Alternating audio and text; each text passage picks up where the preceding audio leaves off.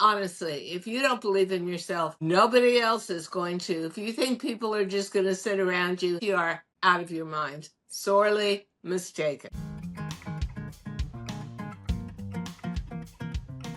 Do what you can with what you have where you're at. A quote by Theodore Roosevelt, and also a quote that my legendary co-host, the Diane Gilman, used as one of her 11 secrets to success in your recent Gnostic TV episode.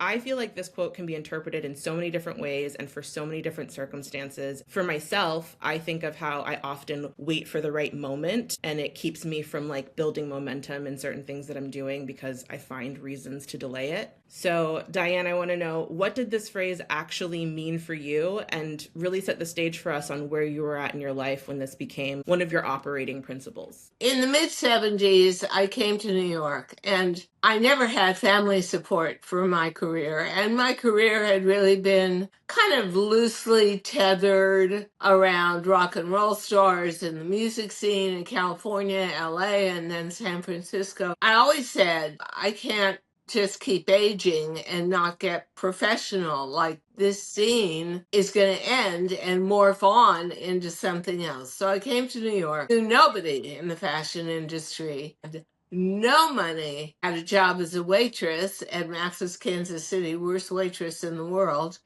I would And do worst.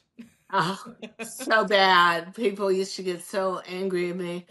The point was, I knew I had to do what I could to break into my industry. And I learned pretty fast that you can tell people you're talented, you can tell people you've got a design philosophy as much as you want, but they're not going to listen until they see you as a money generator. And so I learned really quickly, and I did it. Do what you can with what you have in the moment. So I had a Singer home sewing machine. I had a job. I had a boyfriend. I had no money. And I got a second job at Bloomingdale's, which is how I got discovered. I did what I could with what I had, and I took my chances when I, by happenstance, met the fashion coordinator and didn't give it 2 seconds before I said, "Hey, I'm a designer. I've got a little line. I'd like to show it to you." Now, I was pretty sure I was going to get crucified when I showed it to her, but to tell you the truth, that was a time of young, burgeoning entrepreneurs. They loved it. They wound up funding me because when they told me they were going to order $100,000 worth of goods, I burst out in tears because I didn't have the money to produce it. Right. They came in and saved me on Bloomingdale's on so many levels. It was such a different industry back then, but I took my chances. I think bottom line is you've got to love what you're pursuing, and you've got to believe in yourself, because honestly, if you don't believe in yourself, nobody else is going to. If you think people are just going to sit around you, you are out of your mind. Sorely mistaken. So going back to that a little bit, when you approached this woman from Bloomingdale's, Yeah. you were working there, right? Did you already have a collection that you had built? No, there was, don't even say built. It was me and a Singer sewing machine. And in between serving cocktails at Max's Kansas City and selling girdles and bullet bras at Bloomingdale's, that was one of the real low points of my life. So depressing. Sketched and I sewed. It kept me alive. It kept me sane. It kept the belief going that something better was going to happen if I just tried to corral myself and keep moving forward. Yeah. It wasn't a collection. It was like 8 pieces of clothing. I bought the fabric down on Orchard Street where they had leftover mills of fabric and stuff. And I'll tell you how small I was. I used to put the boxes together of shipments because you had to ship to them. I would get a cab, pile the boxes in the back. Cab would drop me off at a UPS, and there were all these giant semi-tractor trailer trucks delivering containers. And then there would be little me holding like 6 boxes so you couldn't even see my face, and I'd be in line between these trucks. I mean, my devotion to getting the world to recognize my talent. And that was in a great part, not because of ego, actually, zero because of ego. If I could get somebody to recognize my talent, then I would have more great inspirational moments every day, because that's what I wanted to do, was design Right. 24/7. There's so many people who have a hard time bringing forward the things that they are passionate about when they do have those jobs that they have to focus on and pay the bills, obviously. So I feel like one of the things that is so important is what you were saying, and doing what you're passionate about on the side, because it is going to keep you alive and empower you to keep moving forward. And I definitely feel that, which is why, as you know, I'm starting or trying to start my own brand. And that has really been a struggle because, going back to doing what you can with what you have, I don't have the finances to create a collection I had anymore. nothing, I had no money, no social standing, no connections to the industry. I had nothing but a kernel of belief. The wonky part was you want to become commercial to make money, but not have your creative ideas obliterated. I really created in my lifetime of career maybe 3 majorly successful businesses Mm-hmm. out of ether, out of thin air, Yeah. out of nothing. When you were really up against the wall and you were out of money, patience, and out of energy, some miracle would come along, and like a phone call from QVC, and you'd be off and running in another direction. And sometimes I think too, doing what you can with what you've got, where you're at. We all assume that we're in control of our lives and we know everything. Mm-hmm. But it is amazing how many sharp turns and changes of direction. And you've got to be very open Right.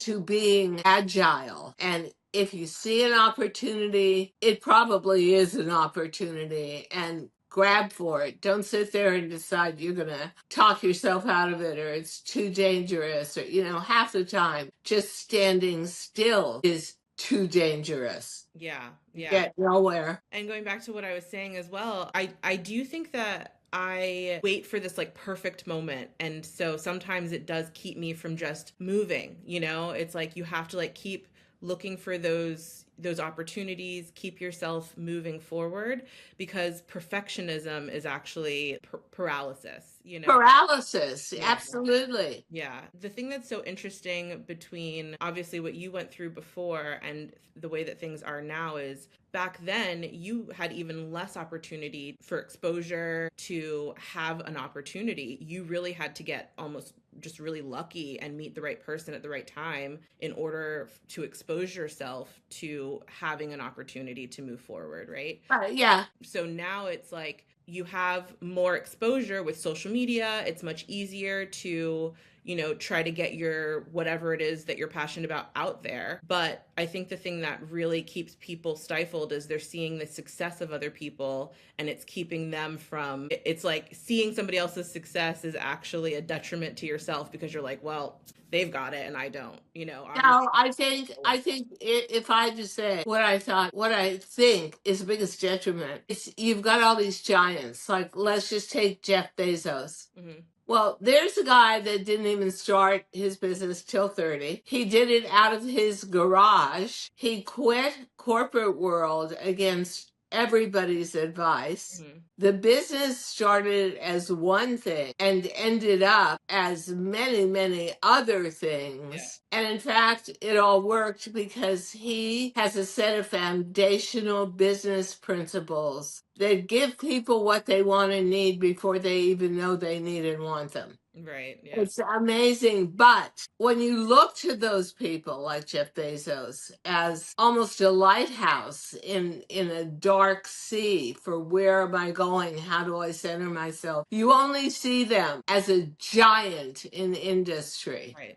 You never go back to where they were and how they started with almost nothing. I think that's the biggest problem is we live in a land of giants. We are too impatient to go back and read their history. Yeah, I completely agree. I think there's like this struggle of wanting to look successful before you are successful. So you're looking at all of these people who are already successful and going, well, look at what they've built and look at what they're showing you. But like you said, you're not going back and seeing all of the struggles and how long it actually took for them to get there. I also think we're just in this world of I want more now. And so when you don't see the movement that you want to see quickly, because I feel like everybody thinks they're gonna, be famous or be a millionaire overnight. You're gonna get that one viral hit and that's gonna be it. And it doesn't always happen like that, and it takes a long time to build. I think the other thing too is living in a world of celebrity where celebrities get huge opportunities that they really may not have deserving product to back them up. Yeah. It's just that they're a celebrity. You want to look like that celebrity. You want to live like that celebrity. So you buy into it. That makes me very wary. I'm a big proponent of promises made, promises kept. Right. Yeah. So I think that the celebrity era is such a detriment to everybody, honestly. It's scary to see that people have so much power because of their celebrity and they are just like given everything. And it's such a disappointment to see it yourself when it's like you're working your ass off. You're trying so hard to make something work. And then the industry is just like giving it to somebody else who A, doesn't care, and B, doesn't deserve it. Like I've said in the past, I don't really compare myself to other people, but when it comes to opportunities like that, that's the thing that I'm like actually gets me upset. yeah, it always drove me crazy. And actually, I partnered with the people that went out and got Gloria Vanderbilt and did Gloria Vanderbilt jeans. She didn't give a shit about jeans. She didn't wear jeans. It was a brilliant idea. Yeah. One of the first celebrity endorsed brands. It really, really worked. And then I remember one of the children of the Ford car dynasty considered herself a real tastemaker, a fashionista. And then she got her own jeans brand. And here I am. Actually, the best story is when I had my idea for my DG2 jean, my middle-aged jean, I kept taking it to whoever was the leadership at HSN. And they kept saying, no, we can't sell fitted jeans on air. We can't sell any fitted bottom. Return rate way too high. Then they get an offer from like Jag Jeans, which is from Australia. And it was some soap opera star who had like 30-inch hips and a 20-inch waist. And she was going to be their poster girl. And I remember going to the president's office and saying, no wonder you can't sell jeans. Look at that body. That's not your customer. It's unrealistic. But yeah, I was pushed off to the side by celebrity, undeserving or not, all the time. Right. Yeah. Yeah. Because HSN and QVC are full of them, right? So they always have a new. It used to be so celebrity driven. Yeah. Oh my God. Yeah, and they had totally different set of rules and they weren't altogether being truthful on air talking about creating the product. I mean, those women had never set foot in anything but a showroom to see finished product. Out of all of that, I think the most important part to remember out of this is, and yet you were still the one who was number one on HSN. So when it comes back to it, it is still that passion, that love for what you're doing. Oh, I loved it. Genuine you are, that actually was shining through and what people really wanted to see. It didn't matter about the celebrity, which is wild. Finally. But they still kept bringing on a million celebrities, and they always had a different set of standards. I remember one of the celebrities, whom I'm not going to mention by name, did not want to be touched. Well, if you're going to get mic'd and have your microphone placed, Be mic'd?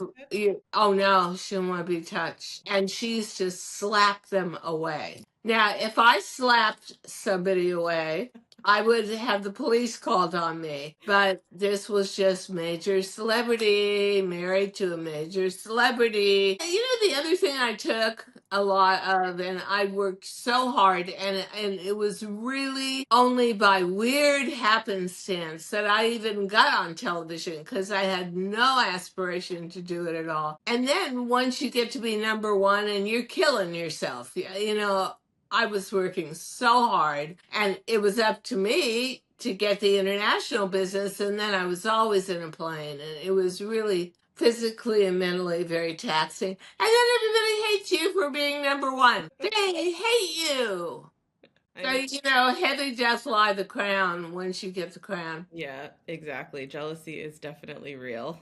Okay, well, I'm going to ask you the final question. So, going back to our theme of the day, as an 80-year-old with all of your experience, what advice do you have for women who are 40 and wanting to make some kind of a new business or start a new venture of some sort? How do you think they should start with doing what they can with what they have where they're at? What is the number one thing that's the biggest lesson in that? Choose something you've got a passion for, and that passion will carry you through. Mm-hmm. It'll carry you through all the tough times. It will encourage you, because you're going to be stressed, you're going to be down, and don't expect a perfect world. And as I said before, the other thing is, I'm going to sound like I've got a Ouija board in front of me or tarot cards or something. Look, do not denigrate signs. I don't know how to say that. I'll give you a quick story. I was transitioning from a department store to what would be a television career that lasted 30 years. We had no more sewing in New York, and we had lost our factory in China. We were 2 months behind on the rent in our showroom, and we couldn't afford the cleaning lady for the building anymore. And I hate cleaning, so I barely did it. But I had to. I called to someone and said, hey, it looks like the fax machine is out of paper, because there was a roll of paper on the bottom, and go to sweep it up. And I noticed it had writing on it. And I picked it up, and we had met like 6 months before, a very influential Chinese woman who had factories everywhere in China. She was transitioning out of one business into another, and she wasn't interested in backing us, or she had tons of money too. Mm-hmm. And all it said was on that curled up piece of paper, now I'm ready. Ooh, I just got chills. We got our factories, we got our backing, and she turned out to be superb at production, which is what you needed, because production going into television was so much more stringent. It had to be. It was the whole concept of buying something put on your body that you sort of hadn't seen or been able to try on or touch was still a bit foreign and new. But that's why I always say, don't discount strange things that happen, or something that someone says where you're sort of taken aback because it's odd or it's new. That could be your signal. Yeah. That's so powerful. I actually remember one more side story, the day that we met to discuss whether we were going to start working together or not. And In this current yeah, configuration for social media, yeah. yep. And I remember I walked down your hallway, I made that turn into your living room, and right there was a huge hawk like sitting on your. You know, that hawk never came back. I'm always looking for ways to take care of my body and have it express itself through that healthy glow. And I think I found what to me is a miracle. It is called Amra. It's got all sorts of collagen. It's got peptides. It has vitamins. It has minerals. And it's just this tiny little scoop of it. I don't even take it with juice. Honestly, I just pop it in my mouth. It tastes like butterscotch. It absorbs quickly, and it makes a big difference. As you age, even if you are eating correctly, you are absorbing less vitamins. That's just what happens to your body. You need a supplement that's easy to take, almost instantaneously gives you results, more energy, better looking skin and hair, and helps you form a healthy habit and start to get all the nutrients you need. That is Amra. I love Amra. Isn't that wild? That was just there. That was so unique. It just felt like such a powerful moment. It was very interesting. Yeah, like an American Indian sign or something, right? Apex predator, which is always the position I want to be in. All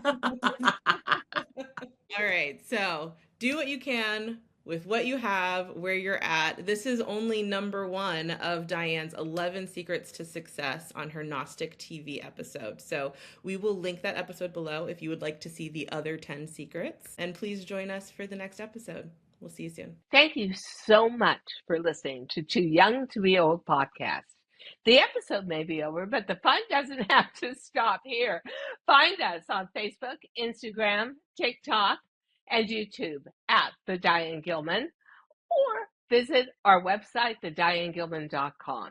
If you like the show, leave us a rating or a review and subscribe so you don't miss the next episode. And until then, don't forget, age is just a number. Together, we'll prove that we are all too young to be old.